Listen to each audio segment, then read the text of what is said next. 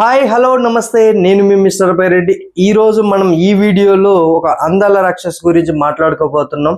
తను ఎవరా అని అందరు అనుకోకండి, తనే మన తనుజ పుట్టస్వామి. తన కెరీర్ ఎలా సాగింది, దాని తర్వాత బిగ్ బాస్ లోకి ఎలా ఎంట్రీ ఇచ్చారు, బిగ్ బాస్ లో తన జర్నీ ఎలా సాగింది, టాప్ 5 కు రావడానికి తను పడ్డ కష్టాలేంటి, ఇవన్నీ మనం ఈ వీడియోలో డిస్కస్ చేసుకుందాం.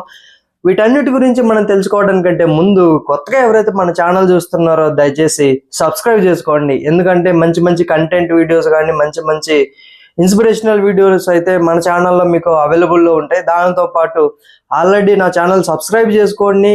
వాచ్ చేస్తున్న వాళ్ళైతే దయచేసి ఒక లైక్ ఇవ్వండి అండ్ హైప్ అయితే ఇవ్వండి. ఎందుకంటే యూట్యూబ్ నా వీడియోస్ని ఎక్కువ మందికి రికమెండ్ చేస్తుంది. నేను కానీ నా ఛానల్ కానీ బిల్డ్ అవ్వడానికి చాలా అంటే చాలా ఉపయోగపడుతుంది అనమాట.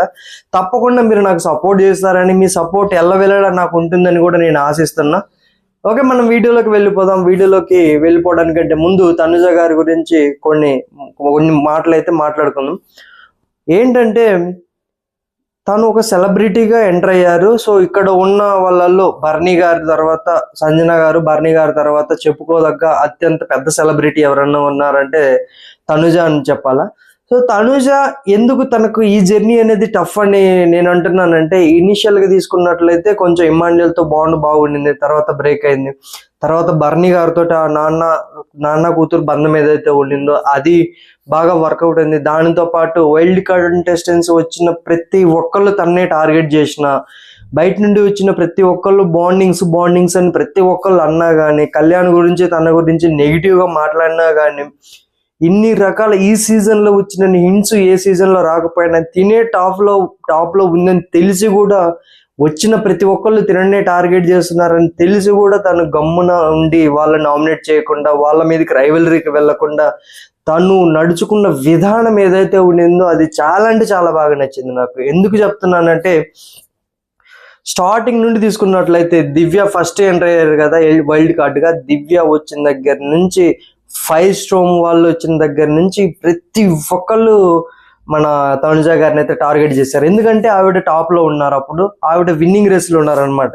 ఎవరైనా గెలవాలంటే టాపర్ ను కొడితేనే మనం గెలుస్తాము, కింద డౌన్ లో ఉన్న వాళ్ళని వెళ్ళి కొడితే గెలవం కదా. సో ఏదైనా కానీ రైవలరీ క్రియేట్ చేసుకుంటే కొంచెం మనం మంచి పొజిషన్ మారుతుంది. అది నా పాయింట్ ఆఫ్ వ్యూలోనే అందరూ వచ్చి తను టార్గెట్ చేశారు. తనకు తెలిసింది అయినా కానీ ఒక్కరిని కూడా పట్టించుకోకుండా తను నడుచుకున్న విధానం ఏదైతే ఉంది, దానితో పాటు అండి అందాల రాక్ష అనేది ఎందుకన్నానంటే, తన కట్టు బొట్టు మాట తీరవచ్చు, తన హావభావాలు అవ్వచ్చు, అందరు అనుకోవచ్చు తన సీరియల్ యాక్టర్ రా బాబు, తను అలాగే బిహేవ్ చేస్తుంది అది అనేసి. కానీ ఎంత సీరియల్ యాక్టర్ అయినా కానీ అలా ఉండడం అనేది చాలా కష్టం అండి అక్కడ. ఎందుకంటే 100 రోజులు ఎంత కష్టమో చూడండి. 100 డేస్ అక్కడ ఉండటం.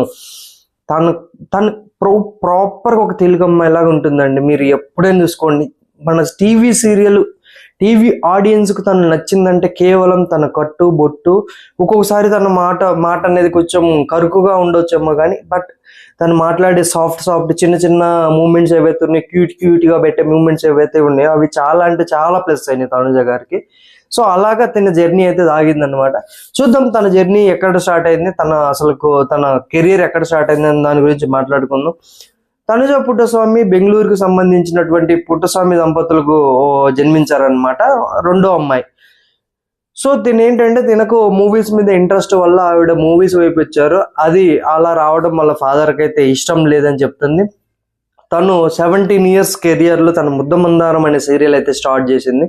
సో ముద్దమందారం అనే సీరియల్లో హీరోయిన్ క్యారెక్టర్ వేసిందనమాట. సో అక్కడి నుంచి మన తెలుగు ప్రేక్షకులుగా అమ్మాయి అయితే బాగా అసలు అందరికీ నచ్చేసింది అనమాట. ఎంత బాగా నచ్చేసిందంటే అంత మన ఇంట్లో అమ్మాయి అన్నట్టుగా నచ్చేసింది. అక్కడి నుంచి తన కెరీర్ స్టార్ట్ అయ్యి బిగ్ బాస్ హౌస్ లోకి రావడం కూడా వాళ్ళ ఫాదర్ కి ఇష్టం లేదంట, బిగ్ బాస్ హౌస్ లోకి ఎంటర్ అవ్వడము. దాంతో పాటు వాళ్ళ ఫాదర్ వద్దన్నా కానీ బిగ్ బాస్ హౌస్ లోకి రావడము. తన కెరియర్ ఎలా స్టార్ట్ అయిందంటే, బిగ్ బాస్ లో ఆల్మోస్ట్ ఒక సెలబ్రిటీగా స్టార్ట్ అయింది కదా. టెనిట్స్ వర్సెస్ సెలబ్రిటీస్ మధ్య జరిగింది కదా ఇదంతా. సెలబ్రిటీగా సాగిన తన జర్నీ అంత ఈజీగా ఆషామాషిగా సాగలేదన్నమాట. ఎన్నో ఒడిదుడుకులు, ఎంతో మంది తను టార్గెట్ చేశారు. బ్యాక్ బిచ్చింగ్ అవ్వచ్చు, ఏదైనా అవ్వచ్చు, మాధురి గారు కానీ, రమ్య అవ్వచ్చు, ఆయుష అవ్వచ్చు, దివ్య టార్గెట్ చేసింది అంటున్నారు. కానీ దివ్య కూడా తన స్ట్రాటజీ అనమాట. నేను దాన్ని నేను రాంగ్ వెళ్ళి తీసుకెళ్ళాను. బట్ అది దివ్య స్ట్రాటజీ అవ్వచ్చు, ఎందుకంటే తిను అప్పటికే టాపర్లో ఉంది కాబట్టి వాళ్ళు విన్ అవ్వాలంటే తిని టార్గెట్ చేయాలి. ఇలా జరిగిన తన జర్నీలో చాలా ఉడిదుడుకులు ఉన్నాయి. దాంతో పాటు కళ్యాణ్తో జరిగిన సిచ్యువేషన్స్ అవ్వచ్చు, కళ్యాణ్కు తనకు పడ్డ నిందలు అవ్వచ్చు, ఇవన్నీ భరిస్తూ భరిస్తూ భరిస్తూ వచ్చిందనమాట.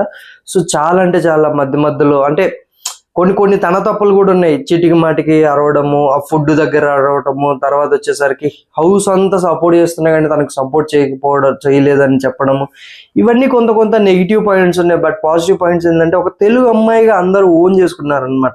అలాంటి జర్నీ తనది ఈ బిగ్ బాస్ హౌస్లో తీసుకున్నట్లే. తర్వాత కళ్యాణ్ తనకు చూపించిన కేరింగ్ ఏదైతే ఉండిందో అది టాప్ నాచ్ అనమాట.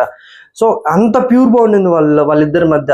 ఏ సీజన్లో లేనిది ఈ సీజన్లోనే టాప్ 1 and 2 కంటెస్టెంట్స్ ఇంత క్లోజ్గా ఉండి బయట వాళ్ళ ఆడియన్స్ ఎవరైతే ఉన్నారో, వాళ్ళ పిఆర్స్ ఎవరైతే ఉన్నారో, బయట ఇంత కొట్టుకు చేస్తున్నారు, అయినా లోపల వాళ్ళు అంత క్లోజ్గా ఉన్నారు.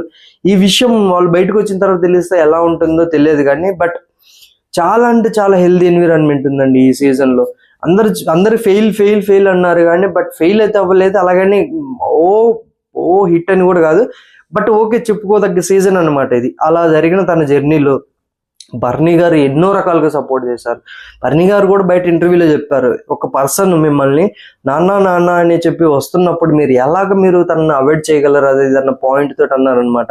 ఇక్కడ బర్నీ గారి కెరియర్ కూడా, బర్నీ గారు Bigg Boss house journey end అవ్వడానికి ఒక కారణం తనదే అని చెప్పుకోవాలి. ఎందుకంటే తన నీడల్లో తిను బతుకుతున్నట్టుగా ప్రొజెక్ట్ అయిపోయింది అనమాట. ఎందుకంటే అలా వెళ్ళింది. ఆయనకంటూ సపరేట్గా ఫ్యాన్ బేస్ క్రియేట్ అవ్వకపోవడం, ఈయన ఫ్యాన్ బేస్ కూడా ఆవిడకు అడాప్ట్ అవ్వడం. ఇనీషియల్గా తీసుకున్నట్టయితే ఇమ్మాన్యుయల్తో అంత క్లోజ్ ర్యాప్, అంత కామెడీ పండించడం, బాగా ఫాస్ట్గా పెనిట్రేట్ అయిపోయారు అనమాట.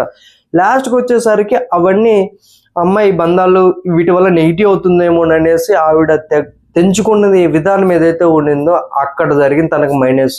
దానివల్ల లేదంటే వన్ సైడెడ్గా విన్ అవ్వాల్సిన తనుజ ఈరోజు కళ్యాణ్తో 1-on-1లో నిలబడిందంటే కొన్ని మిస్టేక్స్ తనే ఉన్నాయి అనమాట. ఇలా జరిగింది తన జర్నీ. సో ఇది మన అందాల రాక్షసి యొక్క బిగ్ బాస్ జర్నీ. ఫ్రెండ్స్, ఈ వీడియో నచ్చినట్లయితే లైక్ చేయండి. కొత్తగా ఎవరైతే మన ఛానల్ చూస్తున్నారో సబ్స్క్రైబ్ చేసుకోండి. ఇలాంటి వీడియోస్ చాలా అంటే చాలా వస్తాయి. ఈ వీడియోల మీద మీ అభిప్రాయాన్ని అయితే కామెంట్ సెక్షన్లో కామెంట్ రూపంలో తెలపండి.